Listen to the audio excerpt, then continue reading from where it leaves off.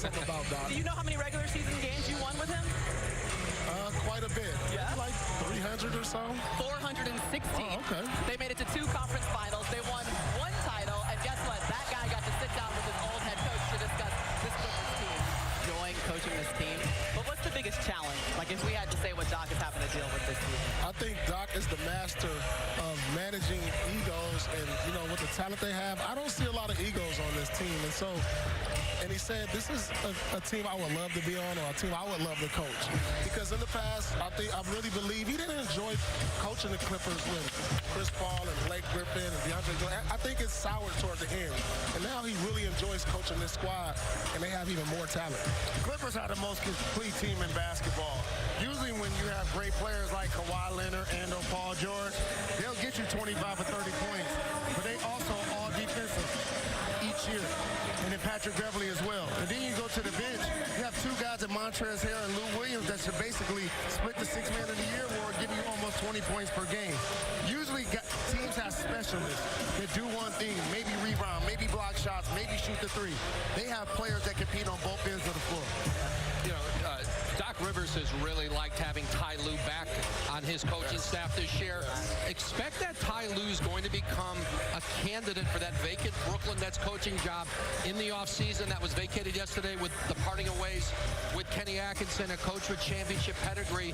You know, you can expect that he will be part of that conversation down the road in Brooklyn. That's actually something he mentioned to you about Ty Lue. He said when we first started working together, he was good. Now he's great, and he adds so much value. Ty Lue winning the championship. He said he had Ty Lue young as an assistant in Boston.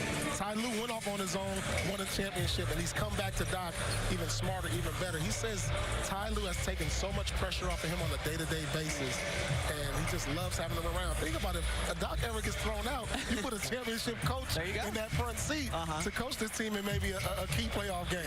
And Doc likes having Ty Lue around. He's not afraid to challenge Doc. Sure. And Doc likes having guys around who will do that. All right, well, one thing I love that Paul brought up, too, is that, hey, Doc had to go through Michael Jordan when he was a player. Now he's got to go through who? LeBron as a coach. Tough era for Doc. Oh, we talked him up. 2 Chainz is in the building. Chainz in the building. Montrezl Harrell, doppelganger. Okay. If we need 2 Chainz to come off the bench, we got him. Pick and roll situations. I think he can handle it. And I know you love he represents the A-Town to the fullest. He can actually ball, though. Yeah. He got game. And he's part owner of the G League team. There you go. That plays in Georgia. So we got 2 Chainz in the building. We got Lakers, Clippers, the battle for L.A. When we come back, we are taking you onto the court to get you set for tip-off. Got to start back on the calendar. Absolutely. There's only a handful of games that you look at and say, these are the type of games that get you ready for the playoffs. The atmosphere, 2 contenders playing against each other. This is what it's all about. And these 2 teams, they won't say there's no meaning to this, but in that locker room, there's meaning to this. They won't say it to us, Speak to that the truth. media. Speak that truth. They know. And both teams want this win tonight, especially the Clippers. And it's great when you get the 2 best teams and the 2 best players in the game at the exact same time. Both of these guys have been finals MVPs for 2 different basketball teams, and they do it in different ways. Kawhi Leonard, the claw, and lock you down defensively on every possession. LeBron James, at 35 years old, is leading the league in assists, making people around him better. Well, LeBron James, you saw it 20-0 when he scores 30. Does he have to drop? He got to go for 30 today. If they want to win, he got to get 30. You see the record? I say he got to get 35, and I got to bring up a name that we got to make sure we acknowledge. Okay. This is why they brought the Anthony Davis here. Okay? Oh, they have AD. Up front, Zubac and Montrezl Harrell, their combined statistics cannot trump Anthony Davis's. We talk about what LeBron has to do. This is why you bring Anthony Davis make to a the friendly table. wager that Anthony it does? Davis got to give you 25 to 30P and double-figure boards as well. Okay, guys, all you got to do is give me your pick now. That's all we got time for. This is easy. I'm a Doc Rivers guy. I play for the Clippers. All right. Clippers all day. Clippers the most complete team in basketball. Don't bet against LeBron James, but I'm picking the Clippers to win the day. Well, you don't have to pick. It's time for tip-off. Lakers, Clippers, the battle for LA is coming your way. The Ray you. Thanks. And welcome to one of the most anticipated matchups of the entire NBA season. The LA Lakers with the best record in the West. The Clippers with the second best. The two heavyweights battling once again. And good afternoon, everyone. With Mark Jackson and Jeff Van Gundy, Mike Breen on hand. Lisa Salters with us as well. This is a great matchup. We are all fired up. There's two teams with championship aspirations. Mark, let's start with the Lakers. Friday night, they played the Bucks. Best team in the NBA. An impressive win. Those games you like to talk about, star players need to play like stars, and they certainly did when you look at LeBron James and Anthony Davis. Well, from the opening tip the other night, you can tell the mindset of both of those players. They look to make a statement, and they absolutely did that.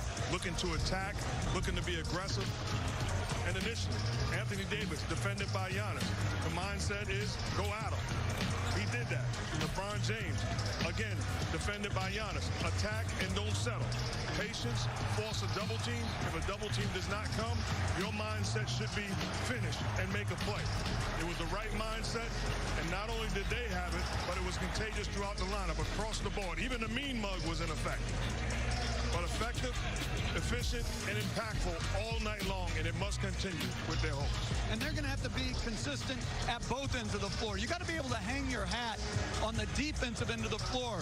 Davis and James had a particularly good night against Giannis, but they are also blessed with three wing defenders in Danny Green, Avery Bradley, and Kentavious Caldwell-Pope that give them the bevy of defenders that you need to match up against these tremendous wing offensive players of the Los Angeles Clippers. And the Clippers are playing great basketball right now. They've won 6 in a row, and they're dominating in most of those games. Of course, they're led by Kawhi Leonard. They knew they were getting somebody special. He may have exceeded their expectations, and that's why he's the subject of our key coverage brought to you by Metro.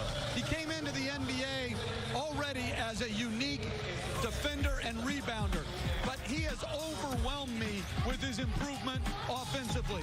Everything from his ball handling to his mid-range to extending out to becoming a terrific three-point shooter, and this is what he always had.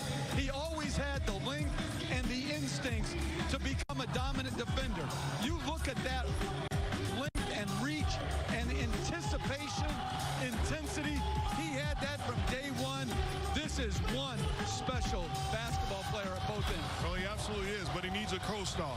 And that co-star has to be good enough to be a star at times. And that's Paul George. I love the fact that he holds himself accountable. They brought him here to be that co-star. He's been inconsistent and not up to par all season long.